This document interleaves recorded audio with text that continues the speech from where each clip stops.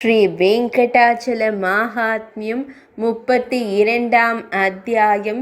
ஸ்வர்ணமுகரியின் பிறப்பு. ஒரு ஆன்ம குரல் அகஸ்திய மாமுனிவரை அங்கு ஒரு நதியை ஓடச் செய்ய வலியுறுத்தியது. பரத்வாஜ முனிவர் கூறினார், அந்த சிறந்த முனிவர் காலை பொழுதின் புனித சடங்குகளை முடித்துவிட்டு சிவபெருமானை சாந்தப்படுத்த ஆலயத்திற்குள் நுழைந்தவுடன் கண்ணுக்கு தெரியாத வடிவிலான பேச்சு தெய்வம் தெளிவான எழுத்துக்களில் தன்னை அற்புதமாக வெளிப்படுத்தி கொண்டது. அது அற்புதமான சக்தி கொண்ட அந்த உன்னத ஆன்மா முனிவரால் கேட்கப்பட்டது.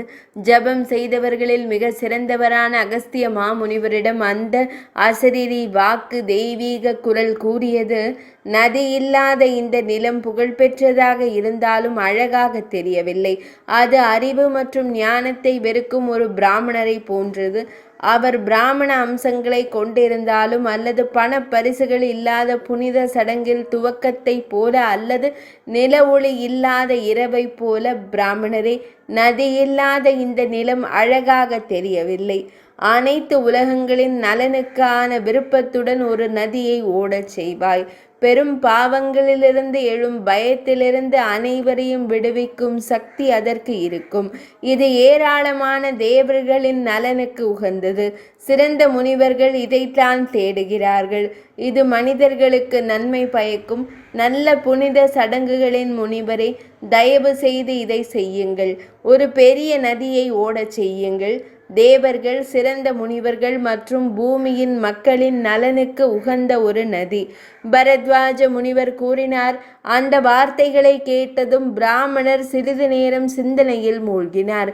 தெய்வ வழிபாட்டை முடித்த பின்னர் அவர் முற்றத்தில் உள்ள 4 கோண இடத்திற்கு வந்து அங்கு அமர்ந்தார். பின்னர் அவர் அந்த ஆசிரமத்தில் வசிக்கும் அனைத்து முனிவர்களையும் ஒன்றாக கூட்டினார். தெய்வீக உரையால் கூறப்பட்டதை அவர்களிடம் கூறினார்.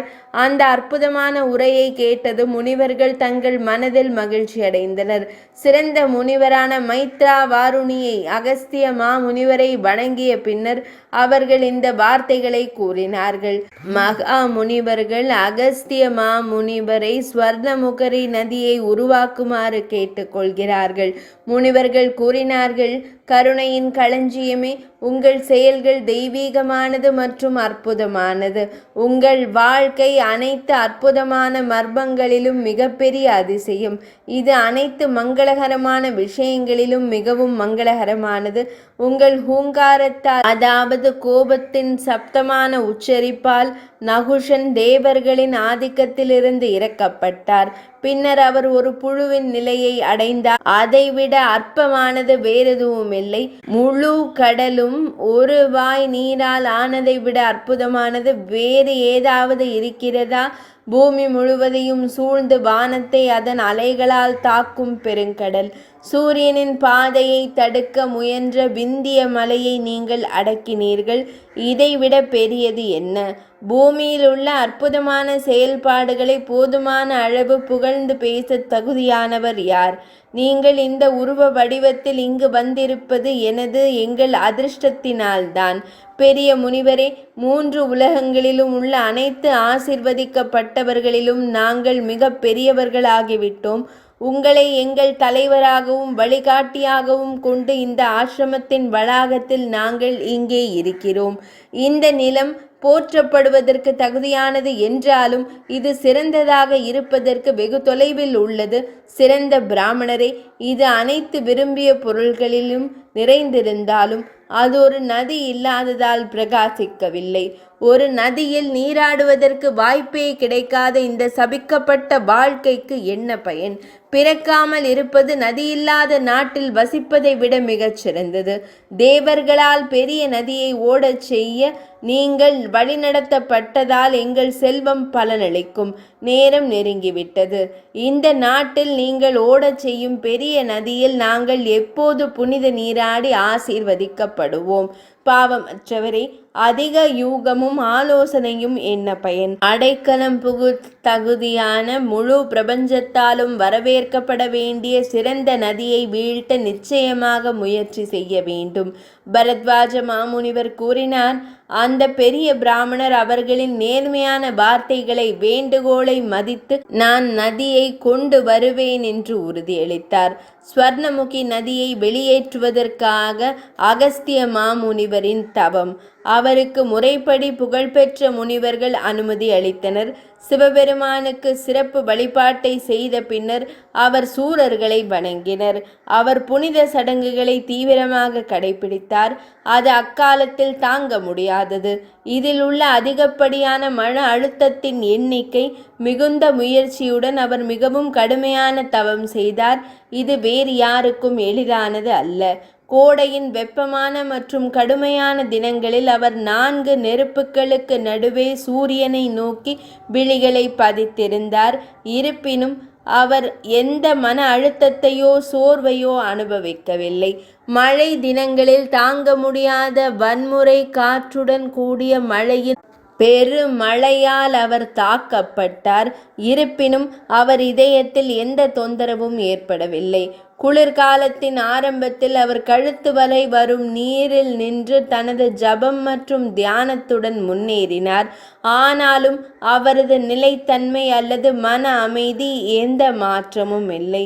தான் விரும்பியதை அடைவதில் தாமதம் இருப்பதை உணர்ந்த அவர் அனைத்து உலகங்களையும் பயமுறுத்தும் ஒரு தீவிரமான நடைமுறையை ஏற்றுக்கொண்டார். அவர் தனது அனைத்து மன செயல்பாடுகளையும் கட்டுப்படுத்தினார். அவர் உணவை உட்கொள்வதை தவிர்த்தார். அவர் தனது புலன்களை வென்றார். வெளிப்புற உலக உணர்வின்றி அவர் ஒரு கல் போல் நின்றார். அவர் இவ்வாறு தவத்தில் ஈடுபட்டிருந்த போது அவரது அனைத்து அங்கங்களில் இருந்தும் ஒரு பயங்கரமான நெருப்பு எழுந்தது. கடுமையான தீப்பிழம்புகளால் சுடர்விட்டு அது வானத்தையே சுரண்டியது. அனைத்து பகுதிகளும் மர்மமான முறையில் அற்புதமான தீப்பிழம்புகளால் மூடப்பட்டிருந்தன. பயத்தால் மிகவும் வேதனை அடைந்த திரளான மக்கள் கூச்சலிட்டனர். அவரை வணங்கிய பின்னர் தேவர்கள் தாமரை பிறவிக்கு முழு பிரபஞ்சத்தின் இவ்வளவு பயங்கரமான பெரும் கிளர்ச்சி நடந்ததாக தெரிவித்தனர். 4 முகங்களை கொண்ட இறைவன் அகஸ்திய மாமுனிவரிடம் வருகை. பிரம்மதேவர் அவர்களை சமாதானப்படுத்தினார். சித்தர்களும் கந்தர்வர்களும் அவரை பராமரித்தனர். தவத்தில் ஈடுபட்டிருந்த கலச முனிவரின் முன் அவர் தோன்றினார். அன்று பிரம்மதேவர் பெரியவர் இறைவன் வந்திருப்பதை கண்ட பிராமணர் அவரை வணங்கினார். அவர் மீது மட்டுமே மனதை நிலைநிறுத்தி பல்வேறு வகையான பாடல்கள் மற்றும் பிரார்த்தனைகளால் அவரை சாந்தப்படுத்தினார். பின்னர் பணிவுடன் வணங்கிய அகஸ்திய மாமுனிவரை கண்டு தாமரை மலரில் பிறந்த இறைவன் மிகுந்த மகிழ்ச்சியுடன் பிரகாசிக்கும் முகத்துடன் இந்த புனித வார்த்தைகளை கூறினார். பிரம்மதேவர் கூறினார், பாவமற்றவரே, செய்ய மிகவும் கடினமான உங்கள் தவத்தில் நான் மிகவும் மகிழ்ச்சி அடைகிறேன். உங்கள் வரத்தை தேர்ந்தெடுங்கள். நல்ல புனித சடங்குகளின் முனிவரே, நீங்கள் விரும்புவதை நான் தங்களுக்கு வழங்குவேன். அகஸ்திய மாமுனிவர் கூறினார், உங்கள் தயவால் பகவானே, தலைவரே, ஆண்டவரே, எல்லாம் தம்மால் உடனடியாக நிறைவேற்றப்படுகிறது. நான் விரும்புவதை நீங்கள் எனக்கு கொடுக்க விரும்பினால் நான் தயங்காமல் இதற்காக மன்றாடுவேன். நதியில்லாத இந்த பகுதியை கண்டு வேத பகுதிகள் கிட்டத்தட்ட அர்த்தத்தை புரிந்து கொள்ளாமல் மீண்டும் மீண்டும் வருவதால் அது என் மனம் வேதனைப்படுகிறது. தேவர்களின் தலைவரே, பூமியை புனிதப்படுத்தவும் பாதுகாக்கவும் சக்தி வாய்ந்த ஒரு பெரிய நதியை வழங்குவதில் மகிழ்ச்சி அடைவீராக. இதைத்தான் நான் விரும்புகிறேன். அகஸ்திய மாமுனிவரின் வேண்டுகோளின் பேரில் 4 முகங்களை கொண்ட இறைவன் கங்கையை வலியுறுத்துகிறார். பரத்வாஜ முனிவர் கூறினார், அகஸ்திய முனிவர் பிரம்மதேவரின் வார்த்தைகளை கேட்டதும் அப்படியே நடக்கும் என்று கூறினார். பின்னர் அவர் வான பாதையில், அதாவது கங்கை பாயும் நதியை நினைவு கூர்ந்தார். பின்னர் வான கங்கை தோன்றி பிரம்மதேவரின் முன் தனது கிரீடத்தையும் உள்ளங்கரங்களையும் பக்தியுடன் இணைத்து பிரகாசமாக நின்றார். பின்னர் பிரம்மதேவர் தனது கட்டளைப்படி தன்னிடம் வந்து பணிவுடன் தலை வணங்கிய அனைத்து உலகங்களின் தாயிடம் இந்த வார்த்தைகளை கூறலானார். பிரம்மதேவர் கூறினார், கங்கையே, அனைத்து உலகங்களுக்கும் பயனுள்ள ஒரு விஷயத்தில் நீங்கள் என்னால் வழி நடத்தப்பட வேண்டும். என்னைப் போலவே தாமும் உலகங்களை பாதுகாப்பது தொடர்பான அனைத்து விஷயங்களிலும் எப்போதும் தயாராக இருக்க வேண்டும். நதிகள் இல்லாத இந்த நிலத்தில் உள்ள அனைத்து உலகங்களின் நலனுக்காக ஒரு நதியை ஓடச் செய்ய பானையில் பிறந்த முனிவர் விரும்புகிறார். எனவே நீங்கள் பூமிக்கு இறங்குகிறீர்கள். உங்கள் ஒரு பகுதியை கொண்டு பூமியின் மக்களை புனிதப்படுத்துங்கள். இந்த முனிவர் உங்களுக்கு சுட்டிக்காட்டிய பாதையின் மூலம் நீங்கள் பூமிக்கு செல்கிறீர்கள். பூமிக்குரிய உலகில் நீரோட்டம் பாயத் தொடங்கும் போது ஆன்மீக சாதனையை விரும்பும் அனைவரும், சிறந்த சூரர்களும் முன்னணி முனிவர்களும் அதை நாடுவார்கள்.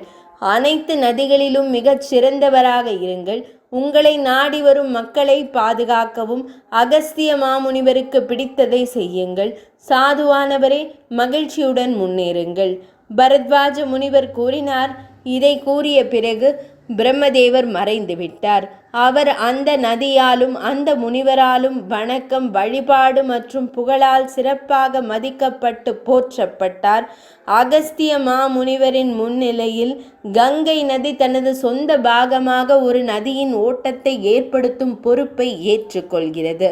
பின்னர் கங்கை தனது சொந்த பாகத்திலிருந்து பிறந்த ஒரு தெய்வீக பிரகாசமுள்ள வடிவத்தை அந்த மகாமுனிவருக்கு முன்பாக வெளிப்படுத்தி இந்த வார்த்தைகளை கூறியது. கங்கை நதி கூறினார். அன்புள்ள முனிவரே, என்னுடைய ஒரு பகுதி நதியின் வடிவத்தை ஏற்று பூமிக்கு வந்து உங்கள் விருப்பத்தை நிறைவேற்றும். பரத்வாஜ முனிவர் கூறினார். இதை கூறிய பிறகு சொர்க்க நதி சென்றுவிட்டது. கங்கையால் தூண்டப்பட்ட நதி முனிவரிடம் நாம் எந்த வழியில் செல்ல வேண்டும் என்று கேட்டது. முனிவர் அந்த நதிக்கு பதிலளித்தார். அகஸ்திய மாமுனிவர் கூறினார். மங்களகரமானவளே, நான் உன் முன் சென்று பின்பற்ற வேண்டிய வழியை காட்டுவேன். நீ என் பின்னால் பாயலாம். முனிவரால் இவ்வாறு கூறப்பட்ட போது அந்த மங்களகரமான நதி மகிழ்ச்சியுடன் கூறியது. பாவமற்றவளான நான் தம் விருப்பப்படி அனைத்தையும் செய்வேன். அந்த முனிவர் மிகுந்த மகிழ்ச்சியுடன், மனதில் மிகுந்த மகிழ்ச்சி கொண்டு அந்த நதியின் வடிவத்தை எடுத்த அவளை பெரிய மலையிலிருந்து கீழே கொண்டு வந்தார். வானத்தை தொட்ட சிகரங்களை கொண்ட மலை அவளுக்கு அங்கீகரிக்கப்பட்ட பாதையை காட்டி அவள் முன்னேறினாள். 32ஆம் அத்தியாயம் இனிதே நிறைவடைந்தது. புக்களுக்கு நடுவே சூரியனை நோக்கி கண்களை பதித்திருந்தார். இருப்பினும் அவர் எந்த மன அழுத்தத்தையோ சோர்வையோ அனுபவிக்கவில்லை. மழை தினங்களில் தாங்க முடியாத வன்முறை காற்றுடன் கூடிய மழையின் பெருமழையால் அவர் தாக்கப்பட்டார். இருப்பினும்